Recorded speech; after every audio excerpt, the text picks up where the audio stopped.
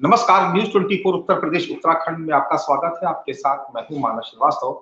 आज हम बात करने जा रहे हैं आने वाले लोकसभा चुनाव में उत्तर प्रदेश में सियासी दलों की भूमिका पर, उनके किए जा रहे प्रयासों पर, गठबंधन की राजनीति पर और उत्तर प्रदेश में वोट शेयर में इजाफा करने के लिए जिस तरीके से तमाम सियासी दलों में तोड़फोड़ और जोड़तोड़ की जा रही है, उस पर। दरअसल 2014 के बाद से लगातार उत्तर प्रदेश में भारतीय जनता पार्टी अपराजय की स्थिति में रही है। उसके रथ को, या यूं कहें कि मोदी के विजय रथ को रोकने में तमाम सियासी दल नाकाम रहे हैं। इसके पीछे एक बड़ी वजह यह रही कि जिस तरीके से भारतीय जनता पार्टी ने तमाम सियासी दलों में सेंधमारी की, चाहे बीएसपी से दलित वोट बैंक तोड़ा हो, चाहे समाजवादी पार्टी से पिछड़ा और यादव वोट बैंक को तोड़ करके अपने साथ शामिल किया हो, या फिर हम बात करें सवर्णों की, तो तमाम सियासी दलों और जातीय गठबंधन के आधार पर जिस तरीके से भारतीय जनता पार्टी ने अपने वोट शेयर में इजाफा किया, उससे तमाम उत्तर प्रदेश के वो सियासी दल जिनकी उत्तर प्रदेश में तूती बोला करती थी, जिनके पास एक व्यापक जनाधार था, वो बीजेपी के विजय रथ को रोकने में लगातार नाकाम सिद्ध हो रहे हैं। 2014 के बाद से लगभग अपराजय की स्थिति में है भारतीय जनता पार्टी। 2 लोकसभा के चुनाव हो चुके हैं और 2 विधानसभा के चुनाव हो चुके हैं, लेकिन इन चारों ही चुनाव में भारतीय जनता पार्टी न केवल विपक्ष को पीछे छोड़कर बहुत आगे निकल गई, बल्कि अब उसके रथ को रोकने के लिए तमाम सियासी दलों को गठबंधन तैयार करना पड़ रहा, और ऐसा गठबंधन जो भारतीय जनता पार्टी को रोक सके। तो आखिर उत्तर प्रदेश में किस तरीके के भविष्य में हालात बनने जा रहे हैं, कौन किसके साथ कहां जाने जा रहा है और किस तरीके का गठबंधन उत्तर प्रदेश में जातीय आधार पर तैयार किया जा रहा है, आखिर तमाम सियासी दलों को बाहरियों की जरूरत क्यों पड़ रही है, क्यों विचारधारा से भी अलग हटकर तमाम सियासी दल एक दूसरे से हाथ मिला रहे हैं, इस पर आज हम चर्चा करेंगे। उस चर्चा में शामिल हो रहे हमारे साथ भारतीय जनता पार्टी के प्रवक्ता आलोक अवस्थी, इसके अलावा कांग्रेस से सचिन रावत जी हमारे साथ इस चर्चा में शामिल हो रहे हैं, और समाजवादी पार्टी से भी हमारे साथ मेहमान हमारे साथ जुड़ रहे हैं। समाजवादी पार्टी के प्रवक्ता भी इस चर्चा में हमारे साथ शामिल हो रहे हैं। राजनीतिक विश्लेषक राघवेंद्र द्विवेदी जी भी हमारे साथ, इसके अलावा वरिष्ठ पत्रकार विजय उपाध्याय भी हमारे साथ जुड़ रहे हैं। और शुरुआत आज हम करते हैं, कपिल श्रीवास्तव जी हमारे साथ जुड़ गए हैं समाजवादी पार्टी से। आलोक अवस्थी जी, शुरुआत आज हम कर रहे हैं आपसे ही कि आखिर क्या जरूरत पड़ रही है आपको ऐसे लोगों से भी हाथ मिलाने की जो अलग अलग मंचों से आपको कोसते रहे, आपकी सरकार की आलोचना करते रहे, आपको अति पिछड़ों का दुश्मन बताते रहे, आपको तानाशाह कहते रहे, लेकिन ऐसी क्या मजबूरी पड़ी कि आपको तमाम बाहरियों को अपने साथ लेना पड़ रहा है। बात हम करें चाहे दारा सिंह चौहान की, ओम प्रकाश राजभर की, कल साहब सैनी आपके साथ शामिल हुए जो समाजवादी पार्टी की सरकार के मंत्री थे, तो आखिर बाहरियों को जोड़ने की जरूरत क्या पड़ रही है आलोक अवस्थी जी? मानव जी, धन्यवाद इस चर्चा में जोड़ने के लिए। यह बहुत महत्वपूर्ण है देश की राजनीति में कि आज भारत के प्रधानमंत्री नरेंद्र मोदी जी को की स्वीकार्यता पूरे देश में हर जगह पे है। हर जाति वर्ग, हर धर्म वर्ग का व्यक्ति प्रधानमंत्री मोदी से आकर्षित है और उनके विचारों से सहमत होते हुए हमारे साथ में है। उसका परिणाम है, ये आवाज इको आ रहा है बार बार। मानव जी, ये कोई किसी का ऑडियो खुला है क्या? कि पीसीआर प्लीज चेक करिए, ऑडियो में इको आ रहा है। मानव जी, मैं दोबारा से कहूंगा कि भारत के प्रधानमंत्री मोदी जी के नेतृत्व को विपक्ष ने स्वीकारा है, देश की जनता ने स्वीकारा है, 140 करोड़ जो हमारी आबादी है उसने स्वीकारा है, और सबसे बड़ी बात है जो 80 करोड़ गरीब जनता जो देश की है, जिसका कोई पुरसा हाल नहीं था, उसने हमको स्वीकारा है।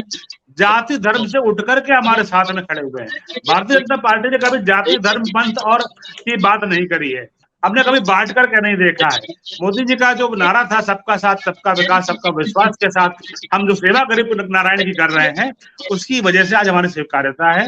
और जहां तक कि विपक्ष के तमाम लोग आज भारतीय जनता पार्टी से जुड़ रहे हैं, तो हमने शुरू से कहा है कि समान विचारधारा के लोग जो हमारी विचारधारा से सहमत हैं, जो हमारी नीति से सहमत हैं, जो हमारे नेता से सहमत हैं और जिनको हम स्वीकार कर सकते हैं, हम उनका दोनों बाहें खोलकर उसके स्वागत कर रहे हैं।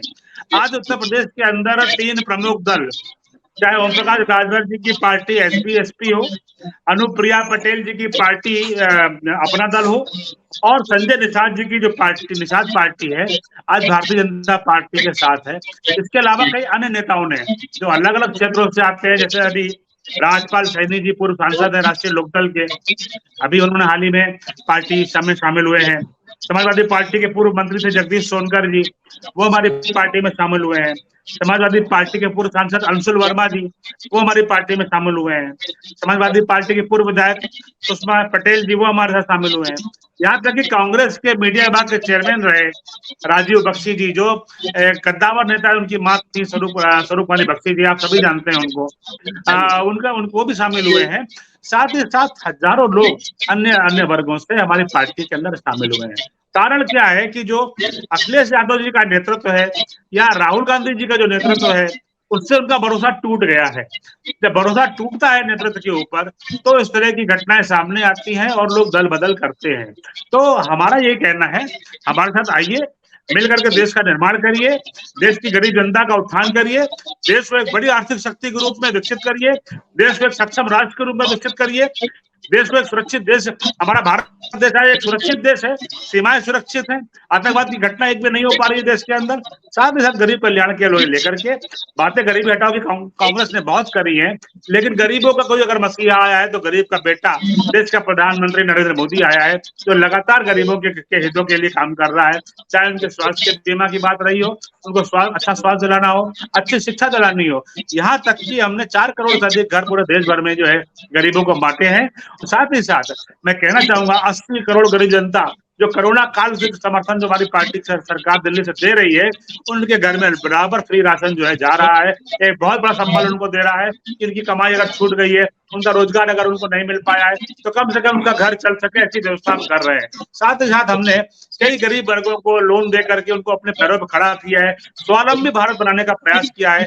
और आप देख रहे हैं जिसकी वजह से आज भारत की जीडीपी बढ़ रही है। आज भारत 5वां सबसे बड़ा जो है देश है, विश्व की राजनीति में आज 5वां सबसे बड़ा देश है। ये हमारी उपलब्धि है। इसी वजह से अन्य दल हमारी तरफ आकर्षित होकर के हाथ जोड़ रहे हैं। चलिए, कपीश श्रीवास्तव जी हमारे साथ जुड़े हुए। कपीश जी, 52% वोट शेयर का लक्ष्य लेकर के उत्तर प्रदेश में बीजेपी इस वक्त काम कर रही है और उस पर तमाम जातियों को समाहित करने की कोशिश की जा रही है। आपने देखा कि जब समाजवादी पार्टी और बसपा मिलकर के चुनाव लड़े, तो ही जो आपका वोट प्रतिशत था वो करीब करीब 35% या 34% के आसपास था। लेकिन बीजेपी का वोट प्रतिशत 2014 में जो 43% सबसे बढ़ के करीब 50% हो गया। यानी आप दोनों जब सपा और बसपा एक साथ मिलकर चुनाव लड़े, तब भी आप बीजेपी के आसपास तक नहीं पहुंच पाए। तो ऐसे में जो आप गठबंधन तैयार करें, जबकि इसमें मायावती इस बार शामिल नहीं है, अगर आप कांग्रेस को भी जोड़ लेते हैं तो उनका वोट शेयर पिछली बार महज 2% के आसपास था। तो ऐसे में बीजेपी से मुकाबला कैसे करेंगे? बाहरियों की जरूरत तो आपको भी पड़ेगी। देखिए मानस भाई, एक चीज बहुत साफ है। आवाज आ रही है मेरी? जी, आवाज आ रही है। एक बात बहुत साफ है कि अगर जीत रही होती भाजपा, तो ऐसे विरोधियों को क्यों देती मौका अपनी पार्टी में, जो कि भारतीय जनता पार्टी के प्रधानमंत्री को ही नंबर 1 का झूठा करार देते। और अभी थोड़े ही दिन पहले की बात, एक तस्वीर आई सामने जिसमें 2 पुत्र और पिता एक गुलदस्ता लेकर के माननीय मुख्यमंत्री जी को भीख मांगने की ट्रेनिंग देने का पता बताने गए। और वो शायद चित्र आपने भी देखा होगा। और उन्हीं के साथ निषाद पार्टी के जो हमारे निषाद राज हैं, निषाद पार्टी के राष्ट्रीय अध्यक्ष, वो और स्वयं उनके छोटे पुत्र संजय निषाद, उनके छोटे पुत्र, दोनों लोग गुलदस्ता देने गए थे। और देखिए, ये दोनों ही लोग ना तो जातिवादी हैं और ना ही परिवारवादी। भाई, निषाद पार्टी में तो कहीं से जातिवाद है ही नहीं। निषाद पार्टी तो निषादों के नाम पर भले पड़ी है, लेकिन वो शोषित निर्बल दल है। और ये जो है राजभर साहब, पिता पुत्र, और एक पुत्र और 3 लोग गए थे। जातिवाद और परिवारवाद यहाँ कहीं नहीं दिखा जनता को। जनता ने कहा नहीं, ये बिल्कुल कतई नहीं परिवारवाद, क्योंकि तो वॉशिंग मशीन में चले गए, तो परिवारवाद कहाँ से, जातिवाद कहाँ से। अब दिक्कत इस बात की है कि अगर ये वाकई जीत रहे होते तो जो व्यक्ति प्रधानमंत्री जी को नंबर 1 का झूठा कहा हो, जो व्यक्ति माननीय मुख्यमंत्री जी को भीख मांगने की ट्रेनिंग दिलाने का कॉलेज खोल रहे हो और कहें कि मंदिर के सामने एक कटोरा ऐसे पकड़ा देंगे दे दाता के नाम। अब आप देखिए सामने है, उन्हें क्षमा करना चाहिए भाई। क्षमा बड़न को चाहिए, छोटों को उत्पात। ये हमारे अवस्थी भी कर रहे हैं, अच्छी बात, लेकिन ये हकीकत है कि अगर ये जीत रहे होते तो ऐसे लोगों को कभी नहीं लेते जिसने पहले ही इनको डसा था। मिल गई है सांप को। अब जैसे हम लोग तो अच्छी तरह जान रहे हैं ना, इनके साथ जो गए हैं नए लोग जाएंगे, पार्टी को जिताएंगे, लेकिन जो पुराने इनके लोग हैं वो पार्टी को हराएंगे। क्यों हराएंगे? क्योंकि उनके टिकट काट के ही तो इनको देंगे ना। जो बहुत तारीफ कर रहे थे नरेंद्र मोदी जी की, और जो ईवीएम के लुटेरा बताते थे, ऐसे फोटो खिंचाए थे ईवीएम के ट्रक पे चढ़ करके, वो सबके सारी दुनिया देखी है। भगवान राम उत्पन्न हो जाएंगे और नीचे आके कहेंगे कि एनडीए और भाजपा ज्वाइन कर लो, तो हम नहीं करेंगे। तो जनता पूछेगी ना। जनता के पास क्या बेरोजगारी नहीं है? जनता के पास मत प्रतिशत से मत जोड़िए। आपकी क्या तैयारी है वो तो कपिल जी बताइए। हमारे निंदा करने से आपको वोट मिल जाएगा क्या? आपकी क्या तैयारी है? मैं आपकी कतई निंदा नहीं कर रहा हूं। मैंने तो कहा कि आप बड़े हैं, कमा बड़न को चाहिए, छोटे को उत्पात। हम तो आपको यस कह रहे हैं कि आप तो आज के देश में हरिश्चंद्र हैं, क्योंकि इतना बड़ा त्याग कोई नहीं करेगा जिसको आदमी प्रधानमंत्री को सर्वोच्च पद पर बैठे झूठा बता रहा हो, और जिनको मुख्यमंत्री को भीख मांगने की ट्रेनिंग दे रहा हो, मंदिर भेज देने के लिए चल सन्यासी मंदिर में। तो ये तो पूछना पड़ेगा ना कि इतना नीचे क्यों आना पड़ा। अब मैं एक बात कर रहा हूँ, नहीं जीत के लिए सब होता है, एवरीथिंग इज लव एंड वार। तो एक ये भी लोकतंत्र का युद्ध है, उसको इस तरीके से जीतिए। अब मैं एक बात कह रहा हूँ, मैं अपनी पार्टी की बात कह रहा हूँ कि देखिए भारतीय जनता पार्टी ये बिल्कुल कहेगी कि देखिए तो 2019 में गए थे बसपा के साथ और सपा के साथ, अगर हम दोनों का मत मिला दो तो ये तो धज्जियों की तरह उखड़ जाते, लेकिन हो तो गया उलटा। 10 वो पाई और 5 पे हम रह गए, 15 हो गए। तो जो अंकों का प्रतिशत आप लगाएंगे वो ठीक नहीं है, बौखलाहट का प्रतिशत लगाइए। बौखलाहट का प्रतिशत, और बौखलाहट का प्रतिशत यही है कि जब आदमी एक इतने मजबूत दल को, एक इतने मजबूत प्रधानमंत्री को, एक इतने मजबूत दल जो कि विश्व का सबसे बड़ा दल है, विश्व का सबसे अमीर दल है, जिसके पास अमित शाह जैसे जो है चाणक्य हैं, उसको अगर चरण पादुका पर ओपी राजभर साहब के लोटन पोटन करना पड़ रहा हो, निषाद पार्टी के लोटन पोटन करना पड़ रहा हो, और ये सब लोगों को मालूम है कि ये लोग बधवा मजदूरी करने वहां गए। भारतीय देश के संविधान में तो आस्था इन लोग को है नहीं, क्योंकि वो तो सांसद जब जीतते हैं तो प्रधानमंत्री चुनते हैं अपने लिए, जीते हुए लोग। तो खैर वो उनकी मजबूरी है। हम आपको एक बात कहते हैं और इसको आप गांठ मान लीजिए, 2022 के इलेक्शन में समाजवादी पार्टी ने इस बात को साबित कर दिया कि हम 13.5% मतों की अभिवृद्धि करके भारतीय जनता पार्टी की 80 सीटें कम कर दी। इनकी विश्वसनीयता देश और प्रदेश के अंदर घटती चली जा रही है, जिसका आपको 2024 में जवाब मिलेगा। और 210 सीटें ऐसी थी जो इन्होंने प्रशासन के दम पे 200 से 1000 मुझे जवाब देना चाहिए। 51 सीटें ऐसी थी जिस पर हम जो बैलेट से मत गिरे थे हमारे कर्मचारी वर्ग के या बुजुर्ग लोगों के, उसमें हम 351 सीटों पर आगे चल रहे। बावजूद इसके हम कहते हैं जो भी आपके सामने परिदृश्य है उसमें 13.5% की अभिवृद्धि हम लोगों ने की, 0.5% की अभिवृद्धि इनकी थी। और हकीकत यही है कि 80 सीटें समाजवादी पार्टी ने भारतीय जनता पार्टी की कम कर, और वही 2024 में इनका विसर्जन भी होगा। आनंद अवस्थी जी आपके पास जी कंप्लीट कर दीजिए अपनी बात, क्योंकि मुझे विजय उपाध्याय के पास जाना है जी। हाँ बस मैं आपसे 35 सेकंड लूंगा। अब देखिए समाजवादी पार्टी के साथ अपने नेता के बारे में बताने के लिए कोई विषय रहा नहीं है, इसलिए उन्होंने उसकी चर्चा नहीं करी है। मत प्रतिशत की जहां तक बात कही है, मैं आपको सुधारना चाहता हूँ माननीय समाजवादी पार्टी के जो हमारे प्रवक्ता महोदय हैं, 2014 के इलेक्शन में समाजवादी पार्टी को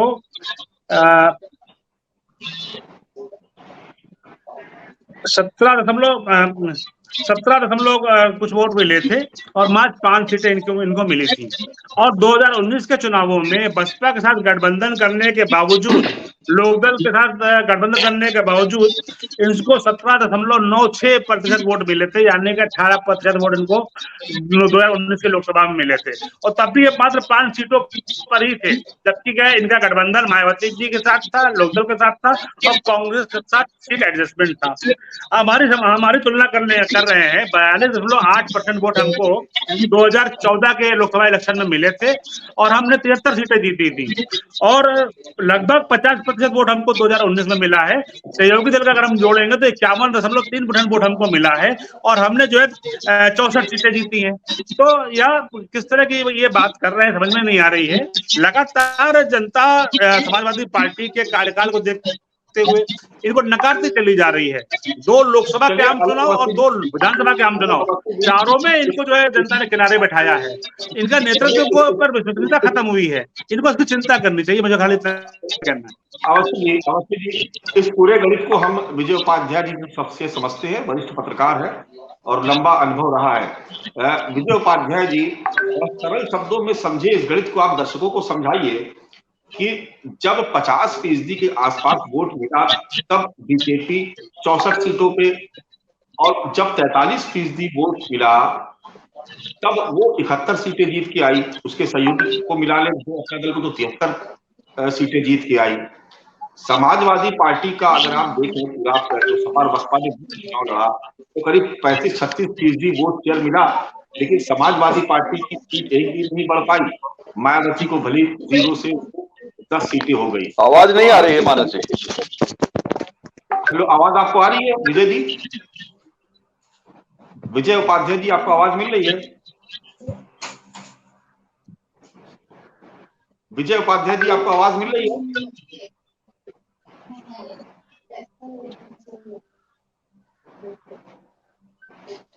विजय जी को अपना वॉल्यूम इंक्रीज करना चाहिए। इनको फोन करके कोई सूचना दे देगा तो बेहतर रहेगा। जी जी जी, मैं बिल्कुल अपने पीसीआर से अनुरोध करूंगा कि वो विजय उपाध्याय जी को कनेक्ट करें, उनकी ऑडियो में कुछ प्रॉब्लम है। सचिन जी, महज 2% का वोट शेयर आपके पास, अगर आप चले भी जाएंगे सपा के साथ गठबंधन भी कर लेंगे, राष्ट्रीय लोकदल से भी गठबंधन आपका हो जाएगा, इंडिया को यहाँ पर आप उत्तर प्रदेश में खड़ा करने की जो कोशिश कर रहे हैं, तो महज 2% वोट शेयर के साथ आप कितनी मदद कर पाएंगे उत्तर प्रदेश में? देखिए मानस जी, मदद इस बार जो है पूरे इंडिया की, वो उत्तर प्रदेश का जनमानस करने के लिए तैयार है, क्योंकि उत्तर प्रदेश की जनता बहुत समझदार है। क्योंकि जिस तरह से 2 बार उसको छलने का काम योगी आदित्यनाथ जी की सरकार ने किया, उस जनता को झूठे सपने दिखाए गए, युवाओं को बेरोजगारी का जो खत्म करने का लॉलीपॉप दिखाया गया कि हम सरकार बनने पे 70 लाख रोजगार देंगे, और कहा गया कि हम महंगाई को खत्म करेंगे, उत्तर प्रदेश को अपराध मुक्त करेंगे। लेकिन क्या हुआ? डिलीवर क्या है? आज मानस जी, बात उत्तर प्रदेश में डिलीवर की हो रही है, और जब डिलीवर के नाम पर युवा अगर रोजगार के लिए सवाल उठाता है तब उस पर लाठीचार्ज किया जाता है, उसको डिटेन किया जाता है, उसके घर गिराए जाते हैं। जिस तरह से इलाहाबाद में जो यूपीएससी की कोचिंग कर रहे होते हैं छात्र, जब उनको पता चलता है कि आने वाले समय में उनके पास कोई रोजगार नहीं होगा या कोई उनका संसाधन नहीं होगा, उनकी कोचिंग की लगातार फीस बढ़ती हुई जा रही है, तो कहीं ना कहीं वो लोग आत्महत्या को मजबूर होते हैं। जब एक युवा उत्तर प्रदेश में आत्महत्या को मजबूर होता है तो कहीं ना कहीं सवाल सरकार की कार्यशैली पे उठते हैं कि आखिर सरकार कर क्या रही है। सरकार झूठ तो अच्छा बोल ले रही है, लोगों को ध्रुवीकरण की सियासत में बांट ले रही है, और अपने लोगों को जो लॉलीपॉप दिखाने का काम है, जिस तरह से अभी कपीस भाई ने जो राजभर जी की बात बताई, निषाद जी की बात बताई, अब कुछ होने वाला नहीं है। आप जाति संतुलन बनाइए या भागीदारी निश्चित करिए, उत्तर प्रदेश का जो जनमानस है वो आज जो है अपनी, जो आपने उसको गुलाम बनाया है, जो आपने गुलामों की जंजीरों में उनको जकड़ा है, जिस तरह से लॉलीपॉप दिखा करके वो उससे छूटना चाहता है। जिस तरह से कांग्रेस पार्टी लगातार, आपने देखा होगा उत्तर प्रदेश में हम लोग कार्यक्रम कर रहे हैं इस समय। मानस जी, उत्तर प्रदेश में संविधान बचाओ का कार्यक्रम चल रहा है, जिसमें हमारे प्रदेश अध्यक्ष ब्रजलाल खाबरी जी जिलों जिलों में जाकर के संविधान बचाओ का कार्यक्रम कर रहे हैं, क्योंकि लोकतंत्र पे प्रहार है, संविधान पे प्रहार है।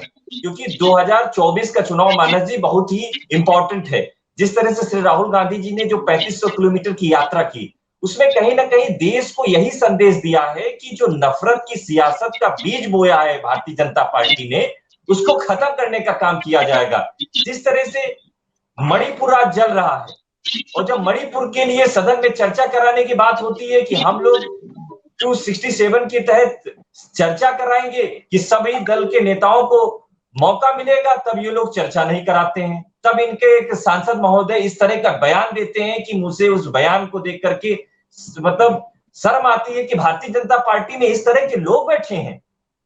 आज मैं कह सकता हूं कि सदन में चर्चा होनी चाहिए, लेकिन सदन में जब चर्चा की बात आती है तो पार्लियामेंट से एक व्यक्तित्व प्रधानमंत्री का निकलता है।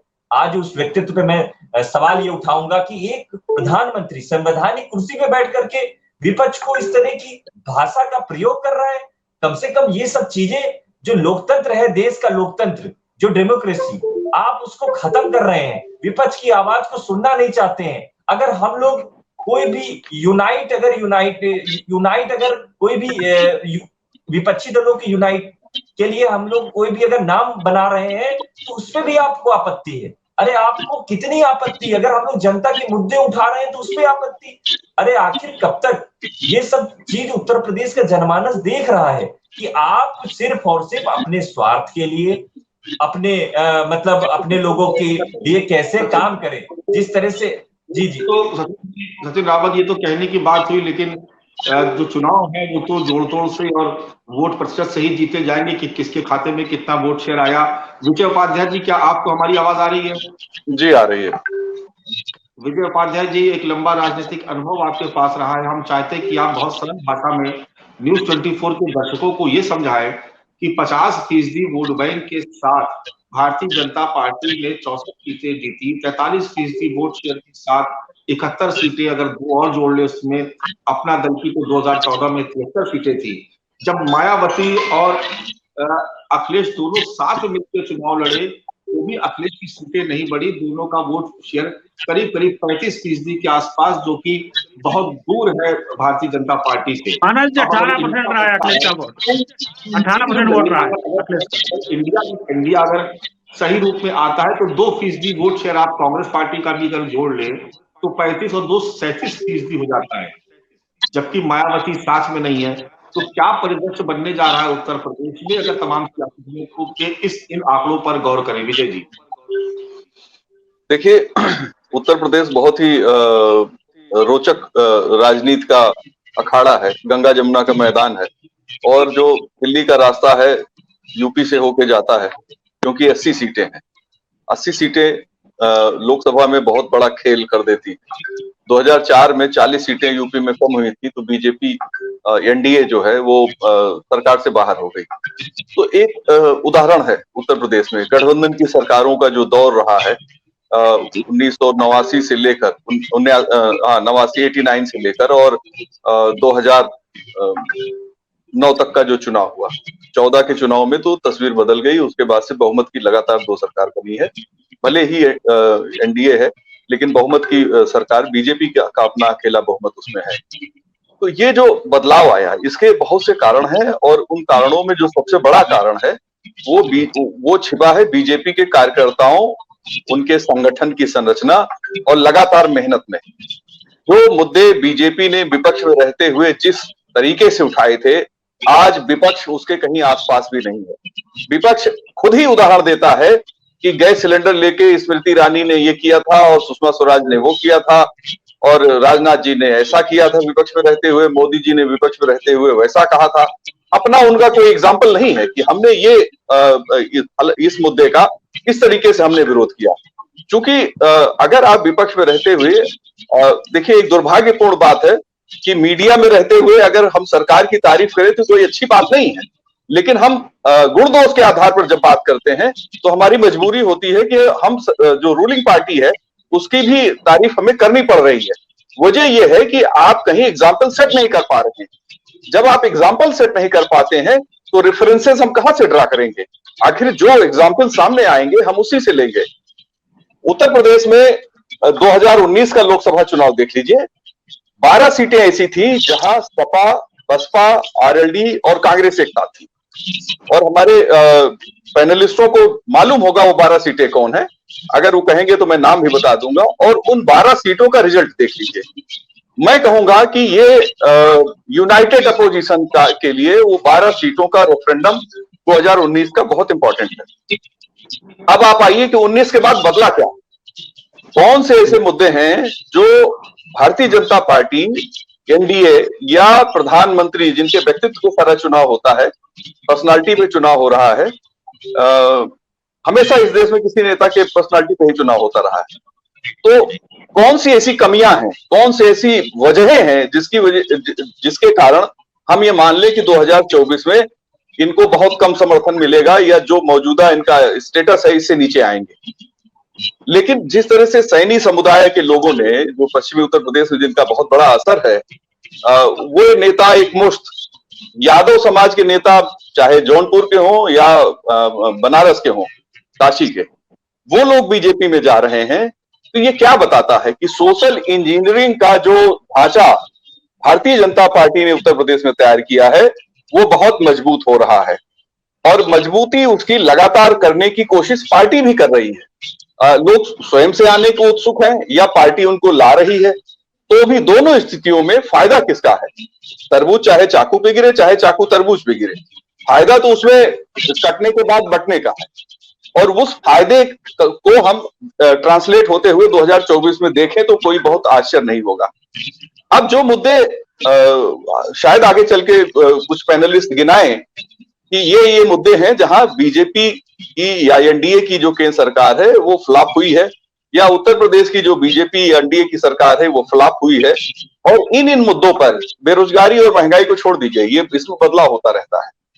महंगाई एक फेनोमेना है। ईयरली अगर साइकिल देखेंगे तो कुछ महीनों में बढ़ती है, कुछ महीनों में घटती है।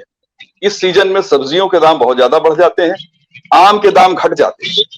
आम जो अभी एक महीने पहले 150 रुपए किलो बिक रहा था, आज 30-40 रुपए किलो बिक रहा है। लेकिन टमाटर जो पहले 20 रुपए किलो बिक रहा था, आज 180 रुपए किलो बिक रहा है। तो आम और टमाटर का ये रिश्ता बड़ा विरोधाभासी है। अगर इसको आधार बना के राजनीति करेंगे तो जब मई में चुनाव होंगे तो मई में टमाटर बहुत सस्ता होता है। तो ये जो चीजें हैं, इनको देखने के बाद मुझे ऐसा लगता है कि अपोजिशन को अपनी रणनीति को विचार करना चाहिए, उनको कुछ नया करने की कोशिश करनी चाहिए। साथ में सीट के हिसाब से उनके अच्छे उम्मीदवार हों, अच्छे मुद्दे हों, और वो बीजेपी को घेरें, बीजेपी को हराएं। मैं कहता हूं कि जिस तरीके से रिजल्ट आए, 14 में 73 सीटें अलायंस की, 2019 में 64 सीटें अलायंस की, तो उसको जाके रोकने की कोशिश करें कि नहीं, हम 64 से नीचे लाएंगे। लेकिन जो 2 बाई इलेक्शन हुए, चाहे आजमगढ़ का हुआ या रामपुर का हुआ, उसमें आजमगढ़ को मैं ज्यादा महत्वपूर्ण मानता हूं। और आजमगढ़ के चुनाव में जिस तरीके से एक नॉमिनल मार्जिन से ही सही, लेकिन वहां पे रूलिंग पार्टी जीती है, और तब जीती है जब विधानसभा में वहां पे वो हारी थी सभी सीटों पर। तो ये जो परिस्थितियां हैं, ये बताती हैं कि जो एंटी इनकम्बेंसी है वो शायद अभी उस तरह के लेवल पे नहीं है जहां पे होना चाहिए, जिसकी वजह से बीजेपी का वोट परसेंटेज नीचे आए। और जहां तक टोटल परसेंटेज की बात है, पिछले 2019 में तब इनका 51% था जब एक महागठबंधन था। वो महागठबंधन आज के जो इंडिया है इससे ज्यादा मजबूत गठबंधन था, तब इनको 51% मिल गए थे। तो आज के इंडिया में तो बसपा नहीं है और चीजें बहुत बदली हैं। तो मुझे लगता है कि विपक्ष के सामने बहुत कठिन चुनौती है। चलिए, आप सभी के पास आएंगे, लेकिन राघवेंद्र द्विवेदी जी भी हमारे साथ मौजूद हैं, उनसे अभी तक कोई सवाल नहीं ले पाए हैं। राघवेंद्र जी, एक सवाल और भी है जिसको बार बार उठाया जा रहा है, और ये कहा जा रहा है कि एक लाभार्थी वोट बैंक भी बीजेपी ने तैयार किया। तो जाति गठबंधन के आधार पर जितना मत प्रतिशत है अभी भारतीय जनता पार्टी का, अगर इसमें हम पसमानदा मुसलमानों का कुछ प्रतिशत जोड़ दें और लाभार्थी वर्ग अगर उसमें से कुछ इजाफा होता है, तो जो 52% का आंकड़े का लक्ष्य बीजेपी लेके चल रही है, क्या उसको हासिल किया जा सकता है, या लगता है कि विपक्ष कहीं ना कहीं इसमें टांग अपनी अड़ाने में कामयाब हो जाएगा? राघवेंद्र जी। देखिए, जो बीजेपी अभी कर रही है वो ऐसा नहीं आज से कर रही है। बीजेपी जब 2022 में समाजवादी पार्टी की एकाएक 111 सीटें आ गई, तभी से बीजेपी बूथ स्तर पे आके काम करना शुरू कर दी। और मैं तो कहता हूं देश के प्रदेश की अन्य पार्टियों से कि बीजेपी से सीखना चाहिए। जिन जिन सीटों पर बीजेपी की हार हुई उन सीटों पर स्पेशल फोकस करके, मंत्री लगा के, विधायक लगा के, संगठन का कार्यकर्ता लगा के स्पेशल काम किए।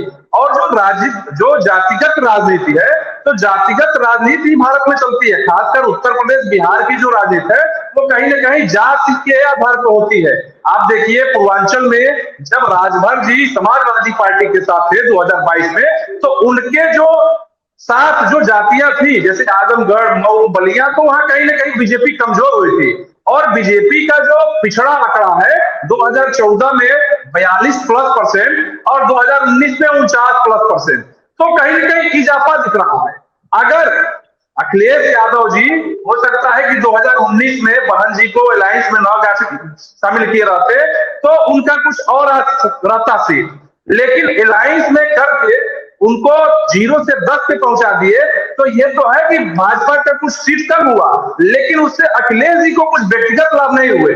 इस बार का जो चुनाव है, इस बार के चुनाव में उत्तर प्रदेश में कांग्रेस कुछ वैसा करने वाला नहीं है, क्योंकि पिछले बार 2% वोट पाई थी 2014 में, और 19 में 1% पे आ गई। एक सीट बचा है, तो अब देखना यह है कि अब क्या करेगी कांग्रेस, क्योंकि कांग्रेस और सपा दोनों को बहुत जरूरी है कि जमीन पर उतर के कार्यकर्ताओं को साथ संघर्ष करके और अच्छे से अच्छे जिताऊ प्रत्याशी लाए। और जो सरकार है, सरकार का कैसे घेराव हो, सरकार की उपलब्धियां को कैसे जो है डिमोलाइज करे, इस पे काम करने की जरूरत है। देखिए, परसेंटेज जोड़ना दूसरी बात है और जमीन पे कार्यकर्ता उतर के जनता के दिल में बसना दूसरी बात है। हम परसेंटेज जोड़ दें तो ये परसेंटेज जो बहन जी और अखिलेश जी का जो अलायंस हुआ था वो इसी परसेंटेज के आधार पर हुआ था कि इतना प्लस इतना प्लस इतना इस गल टू इतना, यानी कि उत्तर प्रदेश से भाजपा साफ। लेकिन ऐसा कुछ सफल नहीं हुआ। 2022 में ऐसा फिर वही गड़बड़ हो गया जैन जी के साथ, जैन जी भी नहीं कर पाए। तो जो भी पहले के अलायंस में रहे हैं एनडीए के, जो गए हैं उनकी घर वापसी हो रही है। और जो छोटे छोटे जो कह लीजिए कि क्षेत्रीय छत्र कहे जाते हैं जातियों के, उनको भाजपा जोड़ने को और साधने का काम कर रही है। भाजपा का ये टारगेट लग रहा है कि 80 पे 80 काम कर रही है। तो इससे यह है कि अन्य पार्टियों को बहुत मजबूती से लड़ना पड़ेगा, तब वो भाजपा को जैसे 71 से 62 पे लाए, तब 62 से कम कर पाएंगे। जी चलिए आलोक अवस्थी जी, ये कह सकते हैं एक तरीके से कि आपके लिए तो अच्छा ही है कि अगर इंडिया से बीएसपी बाहर है, क्योंकि अगर इसमें बीएसपी भी शामिल हो जाती तो शायद आपके लिए ज्यादा बड़ी मुश्किल होती।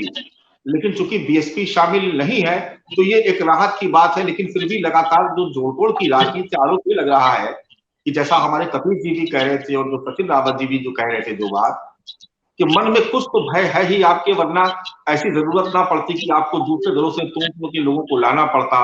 हो सकता है कि आपके लिए ये जरूरी हो, क्योंकि आप जो लक्ष्य लेके चल रहे हैं 80 में 80 का, वो इनके बगैर पूरा नहीं होगा। तो अगर गुण दोष की बात करें, अगर आपको अपने किए हुए की सरकार के डबल इंजन की सरकार के किए हुए कामों पर इतना ही यकीन होता तो जरूरत शायद ना पड़ती आपको आलोक अवस्थी। देखिए मानस जी, हम लगभग 17 सीटें हारे हैं 2019 में।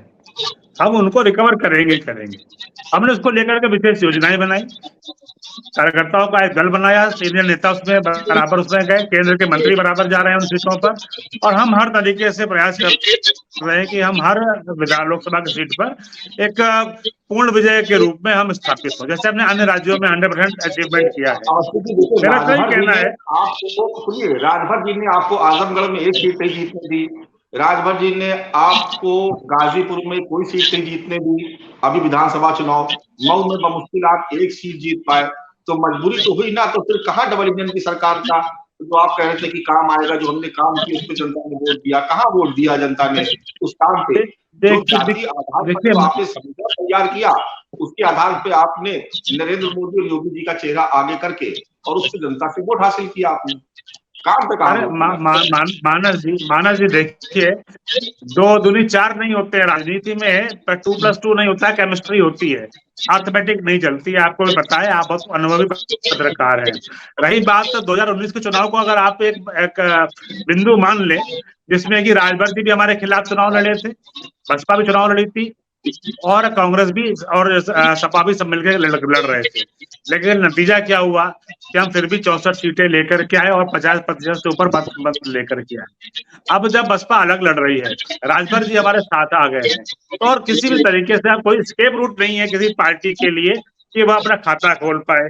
मेरा इतना कहना है कि एनडीए की अगर हम बात करेंगे, हमारे पास एक आंकड़ा है, मैं आपके सामने आपके दर्शकों के लिए कहना चाहूंगा कि 224 सीटों पर हमको देश भर में 50% से अधिक वोट मिला था पिछले चुनाव में 2019 में, और लगभग 31 सीटें ऐसी हैं जिसमें दूसरे और तीसरे स्थान पर जो पार्टियां थी उनका अगर जोड़ कर लेंगे तो हम उनसे आगे थे। तो लगभग 302 सीटें भारतीय जनता पार्टी को मिली थी, उसमें हम 255 सीटों पर हम 50% के निर्णायक वोट पे हम बढ़त प्राप्त हुए थे। तो हमारी पार्टी मजबूती से खड़ी हुई है। गरीब कल्याण की योजनाओं को लेकर के एक ईमानदार नेता नरेंद्र मोदी जी के नेतृत्व में भारतीय जनता पार्टी देश के सामने फिर से खड़ी है, और देश के सामने एक तरफ बिखरा हुआ तमाम दल भी खड़ा है। यहाँ पर मैं जिनके लिए मैं कहना चाहूंगा कि नफरत है, घोटाले हैं, तुष्टीकरण है, मन काले हैं, परिवारवाद की आज के दशकों से देश हवाले है। इनकी दुकान में लेबल किसी का है, माल किसी का है, और प्रोडक्ट कोई और बेच रहा है। कौन नेता है, क्या नीति है, क्या नियत है, स्पष्ट नहीं है। एक नीति जरूर है कि परिवार बचाओ और भ्रष्टाचार बढ़ाओ, परिवारवाद पहले और देश बाद में, या इनकी इकलौती नीति है, ना खाता ना बही, जो परिवार का है वह सही। तो इस तरीके से ये बन रहा है INDIA जो इन्होंने बनाया है अपना भी यूपीए को छोड़ करके और पीडीए को छोड़ करके। मैं पूछना चाहता हूँ, इंडिया शब्द तो PFI में भी इंडिया जुड़ा हुआ था, इंडियन मुजाहिदीन ने भी इंडिया जोड़ रखा है, ईस्ट इंडिया कंपनी आई उसने भी इंडिया जोड़ लिया था। तो क्या ये देश के हित में खड़े हुए थे? तो एक तरीके से देश को बरबाने की जो बात कर रहे हैं, इनको अपना चाहिए कि ये पहले सुधार करें अपने नेतृत्व में। राहुल गांधी जी की अगर मैं चर्चा करूंगा तो मात्र 2% सीट उनकी बची है। प्रियंका वाड्रा जी पिछले 15 वर्षों से यूपी के प्रभारी रही हैं, 2 लोकसभा सीट जीत करके आती थी। अब की बार वो 2019 में 21 सीट पर रहकर राहुल गांधी जी को हार जाना पड़ा है। तो यह क्या कारण है कि राहुल गांधी जी की पार्टी में कोई भरोसा नहीं कर रहा है? बड़ी बड़ी बातें उनके प्रवक्ता तो कर रहे हैं, मीडिया में बात करना और जमीन पर राजनीति करना में दो बड़ा बहुत अंतर है। तो मुझे नहीं लगता है कि नरेंद्र मोदी जी का कोई विकल्प देश के सामने है, और देश जो है नरेंद्र मोदी जी के साथ जो डट के खड़ा हुआ है, क्योंकि देश की आर्थिक प्रगति से लेकर के शैक्षिक प्रगति, देश के संस्थानों में जो है हमने बढ़ोतरी 4 गुना करी है, सड़कों हो चाहे मेट्रो हो चाहे हमने हवाई अड्डे हो, सब में जो दुगने से अधिक प्रगति करी है। ये एक बहुत बड़ी लंबी लकीर खींची है और एक ईमानदार नेतृत्व तो खड़ा किया है, जिसका मुकाबला करने के लिए अभी विपक्ष के पास कोई नेता नहीं है, क्योंकि हर नेता प्रधानमंत्री बनना चाहता है। इसलिए मैं यही कहूंगा कि अभी ये दलदल है और दलदल में सिर्फ कमल खिलता है, यही कहूंगा मानस जी। कपिल जी कोई फोटोग्राफ दिखा रहे, स्पष्ट नहीं हो पा रहा, क्या फोटोग्राफ है, डिटेल बताइए जरा इसकी। कपिल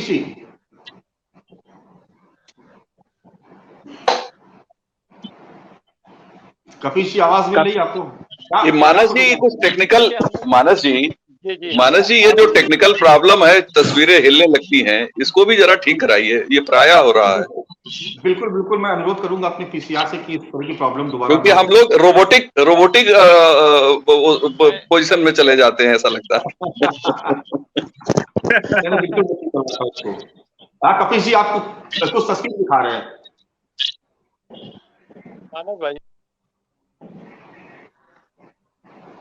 मानस भाई आलोक भाई, और मैं इनको दिल से बहुत मानता हूँ, ये वो भी जानते हैं।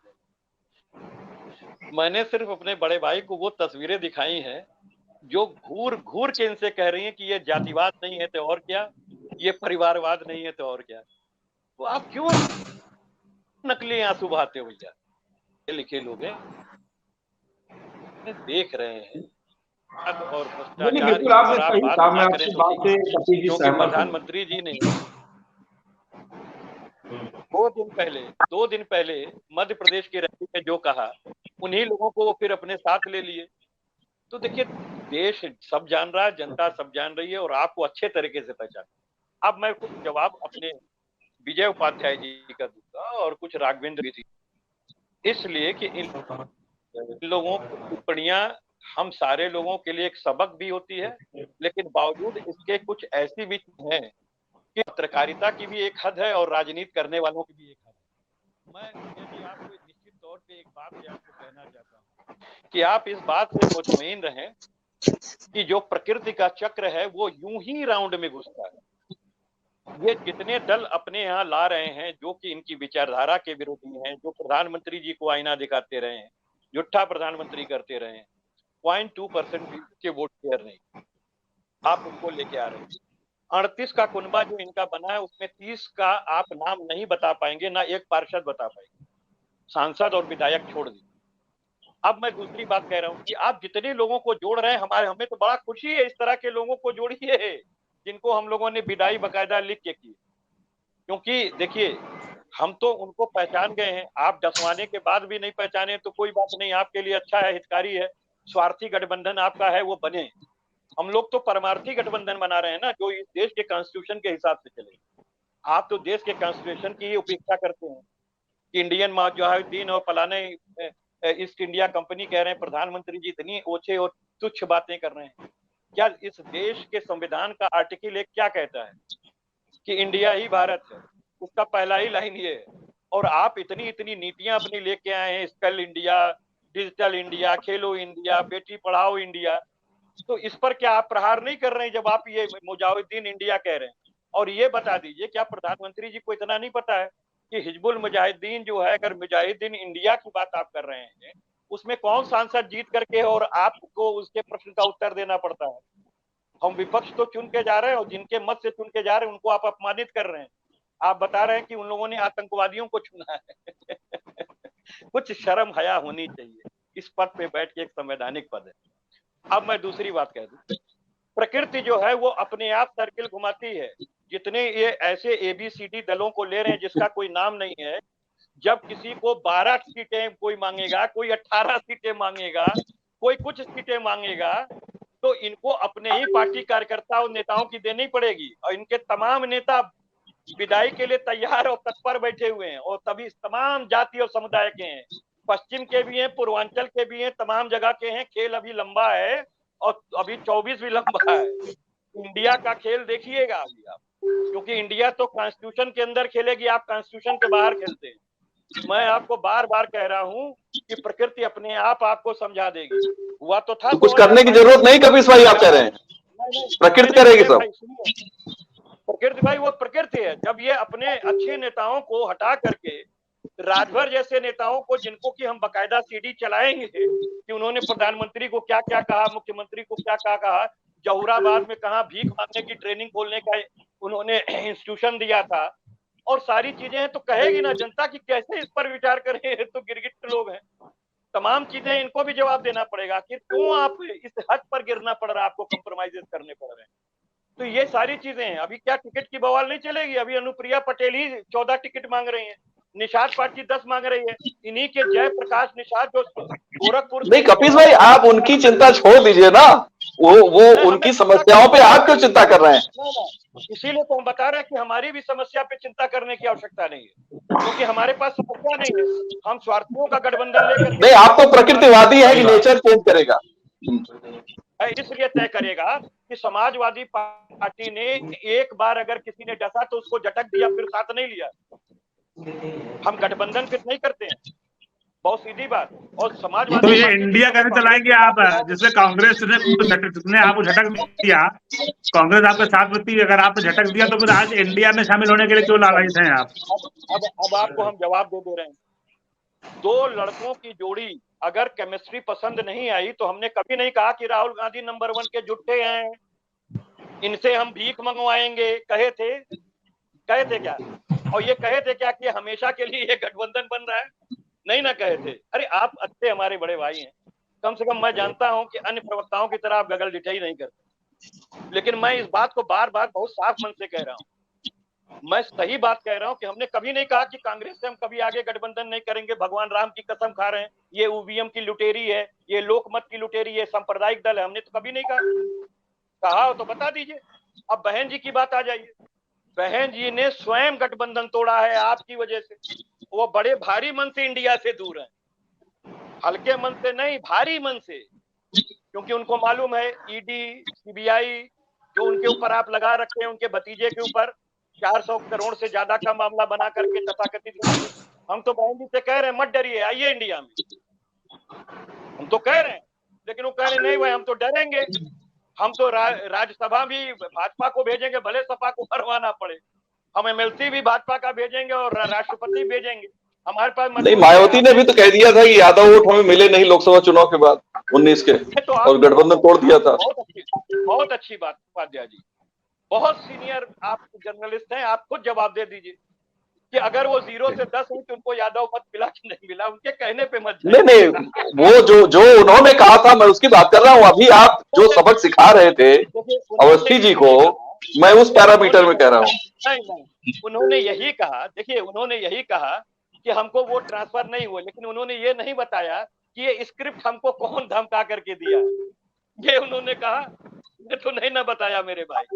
तो मैं इसीलिए आपसे आग्रह कर रहा हूं कि इस कॉन्स्टिट्यूशन को मजबूत करने का भार हमारे आपके उपाध्याय जी पे भी है और द्विवेदी जी पे भी है, क्योंकि आप लोग निष्पक्ष पत्रकार, इसीलिए हम आपकी चिंता करते हैं कपिल जी, इसीलिए हम अपनी चिंता में हम आपकी चिंता करते हैं, आलोक जी की चिंता नहीं करते। हम लोग तो आपकी चिंता करते हैं कि आप मजबूत हो। आपसे कहा कि हम लोग आपको सुनते भी हैं, सबक भी लेते हैं आप, लेकिन जहां पे थोड़ा सा अतिशयोक्ति हो जाती है वहां थोड़ा हम लोग अपने हिसाब से समझाते हैं।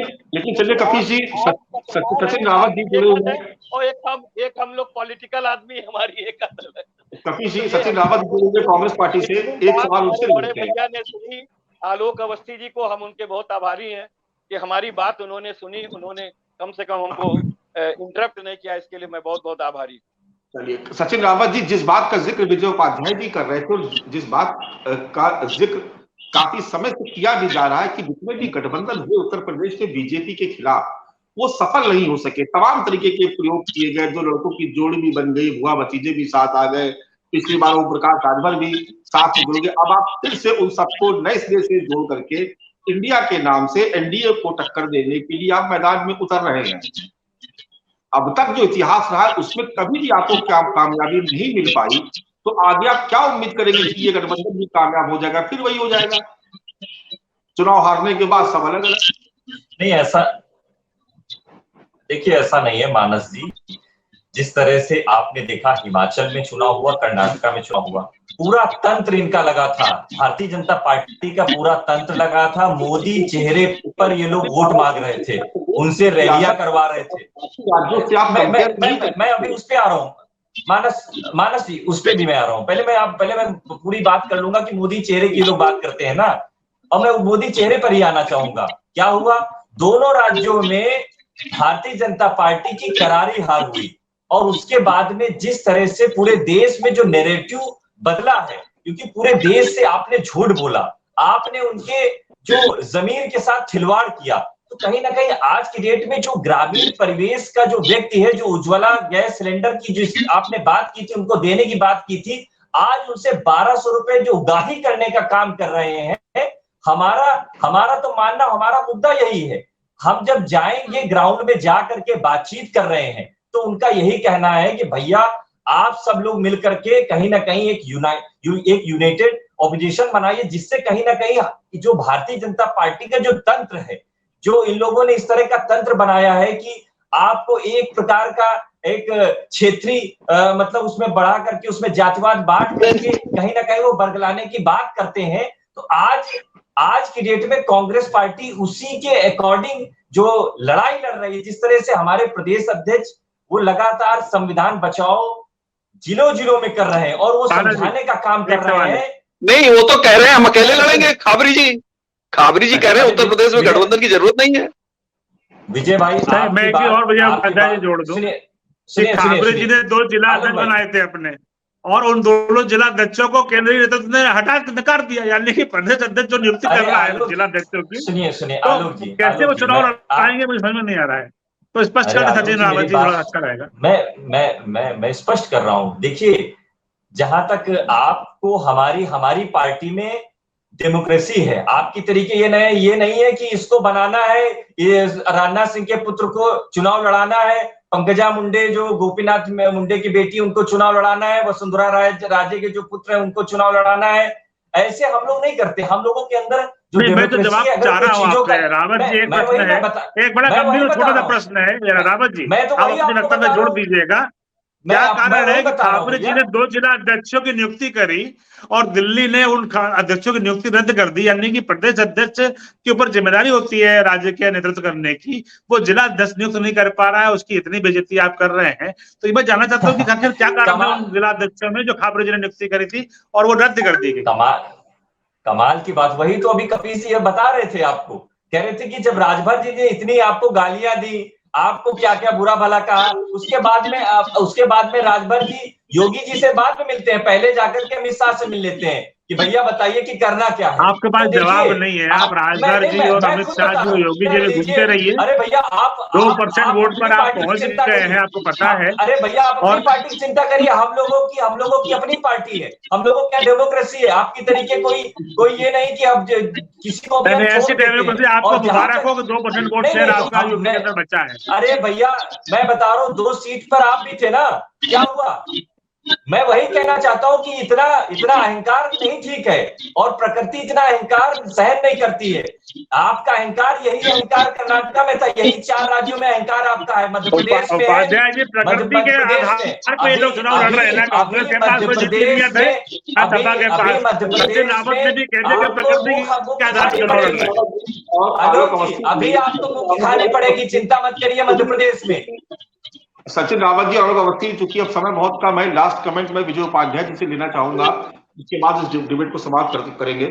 विजय उपाध्याय जी, जिस तरीके से अभी तक भारतीय जनता पार्टी एनडीए की परफॉर्मेंस उत्तर प्रदेश में रही, जब बीते लोग विधानसभा चुनाव हो रहे थे उस वक्त ये कहा जा रहा था कि समाजवादी पार्टी का गठबंधन बहुत मजबूत और बहुत तगड़ी चुनौती देने जा रहा है। निश्चित तौर पर सीटें जरूर बढ़ी, लेकिन तमाम इलाकों में देखा हमने पहली बार कि लाभार्थी वर्ग भी एक नया वोट बैंक तैयार हुआ है, जिसको लोग समझ नहीं पा रहे थे। उसको एक तरीके से कहा जाए तो उसको इग्नोर किया गया। लेकिन जब मैं खुद फील्ड पे रिपोर्टिंग कर रहा था और बुंदेलखंड के तमाम इलाकों में जहां पर मैं घूम रहा था, वहां पर लोगों के मन में था कि अगर सरकार चलेगी तो डबल राशन मिल रहा है, कहीं ये ना बंद हो जाए, कहीं जो दूसरी सुविधाएं जो मिल रही हैं, तमाम तरीके जो मुफ्त की चीजें मिल जाती हैं, या छात्रवृत्ति या पेंशन, इस तरह के लाभार्थियों का एक बड़ा वर्ग तैयार किया गया। आपको लगता है कि ये जो 50% का जो वोट शेयर अभी तक रहा है, इसमें पसमंदा मुस्लिम और लाभार्थी वर्ग क्या अगर इसमें इंक्लूड होता है तो उस वक्त उत्तर प्रदेश के जो राजनीतिक हालात या परिस्थितियां होंगी इंडिया के लिए और एनडीए दोनों के लिए, किस तरीके से देखते हैं आप? देखिए, लाभार्थी वर्ग से ही यूपीए ने 2009 का चुनाव जीता था और उत्तर प्रदेश में बहुत अच्छी परफॉर्मेंस यूपीए की थी 2009 में, क्योंकि उस समय मनरेगा आया था, किसान ऋण माफी 60-70 हजार करोड़ रुपए की लोगों ने किया था, और भी काफी काम इन्होंने किए थे जिसका फायदा लाभार्थी वर्ग के तौर पे 2009 में इनको मिला और यूपीए फिर वापस रिपीट हुआ था। तो ये कोई पहली बार 2019 में लाभार्थी आया ऐसा नहीं है, 2009 में आ चुका था, लेकिन 9 के सबक को यूपीए ने 2014 में नहीं समझा और जो इनकी समस्याएं थी उस समस्याओं से निजात नहीं पा सके। दूसरी बात यह है कि अभी जो मौजूदा उत्तर प्रदेश में जो विपक्षी दल हैं, किसी भी दल में ये सुविधा नहीं है कि आप मतलब कार्यकर्ता लोग, पार्टी के पदाधिकारी जिलों के, अपनी कोई बात अपने लीडरशिप से कह सके। न कांग्रेस में ये व्यवस्था है, न बसपा में व्यवस्था है, न सपा में व्यवस्था है। लेकिन बीजेपी में आप कोई बात कहनी है तो नमो ऐप के माध्यम से प्रधानमंत्री को बोल सकते हैं, नड्डा को आप डायरेक्ट बात कह सकते हैं। इनके पार्टी कार्यालय में कभी ताला नहीं लगा। सत्ता में आने के बाद बीजेपी के पार्टी कार्यालय के गेट पे मैंने ताला नहीं देखा, लेकिन मैंने बाकी दलों के पार्टी कार्यालय पे सत्ता में आने के बाद ताला देखा है, सभी ने देखा है जितने लोग हैं।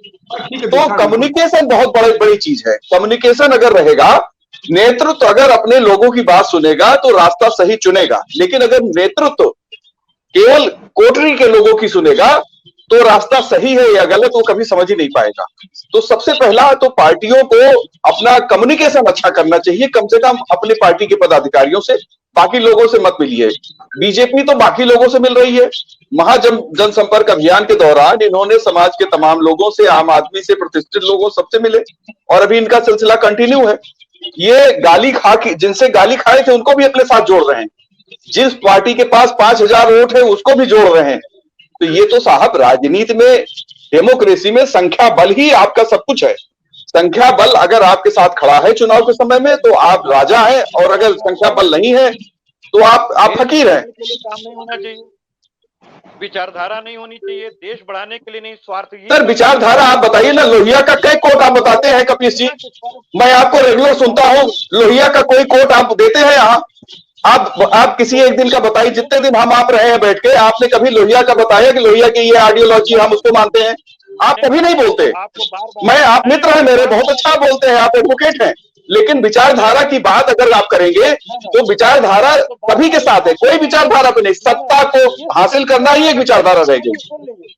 विजय जी, आप स्वयं नहीं स्वीकार करेंगे, मैं समझता हूं आपको, आप स्वयं नहीं स्वीकार करेंगे कि जो व्यक्ति आपको और आपकी नीतियों को कोसा हो, जिसको लेने से आपको घाटा होना है, क्योंकि वो, लेकिन अगर वो कह रहा है कि हम अब सहमत हैं तो कोई क्यों देगा? अखिलेश यादव चिंता करिए, एसी कमरों से कहिए बाहर निकल के आए, एसी कमरों से बाहर निकल करके आए, लोहिया जी का नाम लेकर के राजनीति करते रहे और 5 स्टार कल्चर पार्टी के अंदर ले आए, तो यह बहुत बड़ा अंतर है जो मुलायम सिंह की पार्टी से लेकर के अखिलेश यादव की पार्टी में एक 5 स्टार हो गया है। इसलिए चर्चा को यहीं पर विराम देना होगा। आप सभी साथियों का बहुत बहुत शुक्रिया। विजय उपाध्याय जी, सचिन रावत जी और कपिश श्रीवास्तव जी, इस चर्चा में शामिल होने के लिए आप सभी का बहुत बहुत शुक्रिया। कल फिर किसी नए विषय पर आपके सामने हाजिर होंगे। आज हम चर्चा कर रहे थे कि उत्तर प्रदेश में इंडिया कितना मजबूती से खड़ा हो पाएगा एनडीए के खिलाफ, और आखिर क्या जरूरत है कि दोनों ही तरफ के गठबंधनों को, बाहरी लोगों को जोड़ने की जरूरत पड़ रही है, ऐसे लोगों को जोड़ने की जरूरत पड़ रही है जिनसे विचारधारा भले ही मेल ना खाती हो, लेकिन चुनाव जीतना है, इसलिए उनको भी साथ में लेने की एक तरीके से मजबूरी हो गई है। आज के लिए बस इतना ही। कल फिर किसी नए विषय पर आपके सामने फिर से हाजिर होंगे। तब तक के लिए नमस्कार।